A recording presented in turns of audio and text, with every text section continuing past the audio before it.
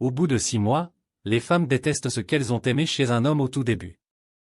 Chers amis, aujourd'hui, nous allons explorer un aspect fascinant des relations amoureuses, cet étonnant phénomène selon lequel, au bout de 6 mois, certaines personnes semblent détester des aspects de leur partenaire qu'elles adoraient au tout début.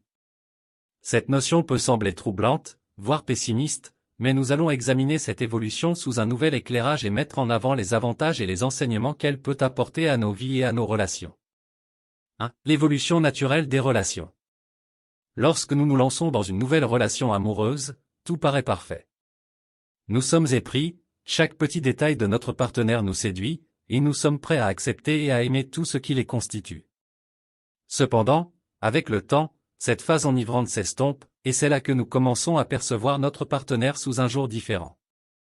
Au bout de 6 mois, la réalité de la vie quotidienne s'installe, et nous pouvons découvrir des facettes de leur personnalité qui nous étaient inconnues au début. Certaines de ces découvertes peuvent être déconcertantes, mais elles ne signifient pas nécessairement que nous devons détester ce que nous aimions au départ. Au contraire, cela peut être une occasion d'apprendre à aimer d'une manière plus profonde et authentique. 2. L'art de l'acceptation. Un des avantages majeurs de cette évolution dans une relation est l'opportunité d'apprendre l'art de l'acceptation. Lorsque nous entamons une relation, nous avons tendance à idéaliser notre partenaire et à percevoir leur personnalité comme parfaitement compatible avec la nôtre. Cependant, avec le temps, nous réalisons que personne n'est exempt de défauts. Nous pouvons commencer à percevoir des habitudes agaçantes ou des comportements qui nous irritent. C'est à ce moment que l'acceptation devient essentielle. Plutôt que de critiquer constamment ces imperfections, nous pouvons choisir de les voir comme une partie intégrante de la personne que nous aimons. Cette acceptation renforce la relation et nous aide à grandir en tant qu'individu. Par exemple, si votre partenaire, que vous admiriez initialement pour son côté extraverti, se révèle comme étant parfois trop bavard en société, vous pouvez choisir de voir cela comme une expression de sa sociabilité et de son désir de créer des liens avec les autres. L'acceptation de cette caractéristique peut contribuer à une relation plus harmonieuse malgré vos différences. 3. La communication ouverte et honnête. Au bout de 6 mois, la communication au sein de la relation devient cruciale.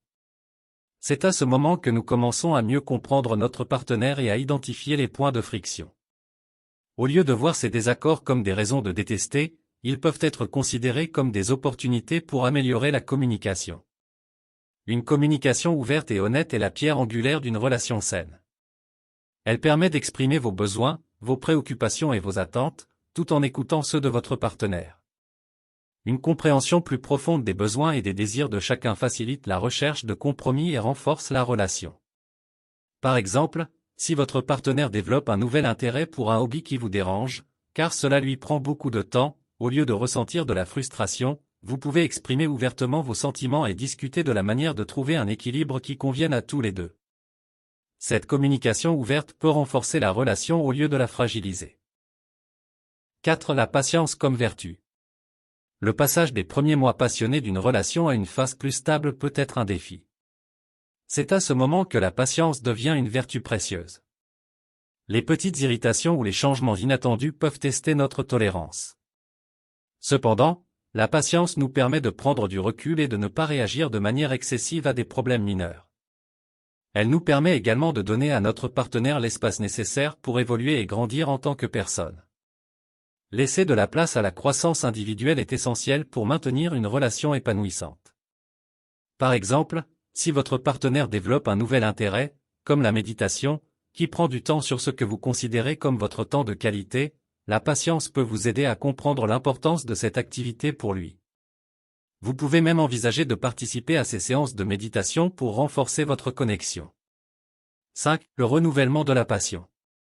Au bout de 6 mois, certaines relations peuvent sembler stagner, et la passion initiale peut sembler s'estomper. Cependant, c'est également une occasion de raviver la flamme de la relation. Au lieu de détester la routine qui s'installe, nous pouvons voir cela comme une opportunité d'explorer de nouvelles activités, de créer des souvenirs et de renforcer notre lien.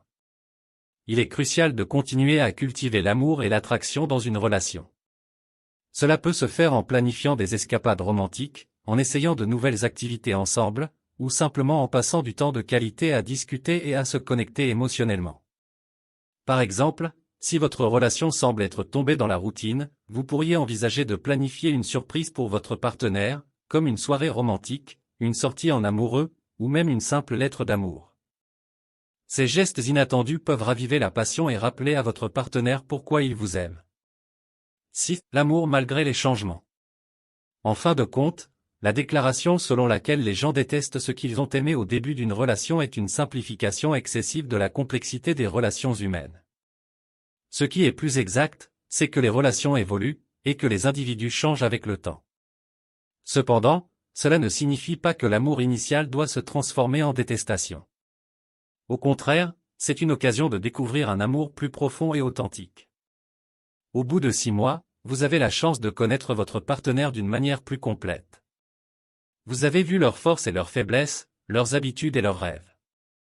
Plutôt que de détester ce qui a changé, vous pouvez choisir de célébrer ces changements et d'aimer la personne pour qui elle est devenue.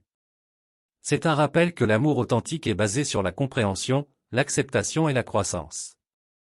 Les relations durables ne sont pas figées dans le temps, mais elles évoluent avec nous, nous aidant à devenir de meilleures versions de nous-mêmes.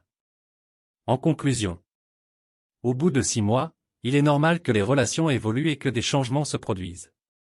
Plutôt que de voir cela comme une perte, nous pouvons choisir de le voir comme une opportunité d'apprendre, de grandir, d'aimer plus profondément, et de renforcer nos liens avec nos partenaires. L'évolution des relations est un voyage, et il est important de l'aborder avec patience, ouverture et un amour inébranlable. Je vous encourage à réfléchir à votre propre relation, à prendre du recul et à voir les changements sous un jour nouveau. Comment pouvez-vous utiliser ces évolutions pour renforcer votre amour et votre connexion? Comment pouvez-vous embrasser ces changements au lieu de les détester?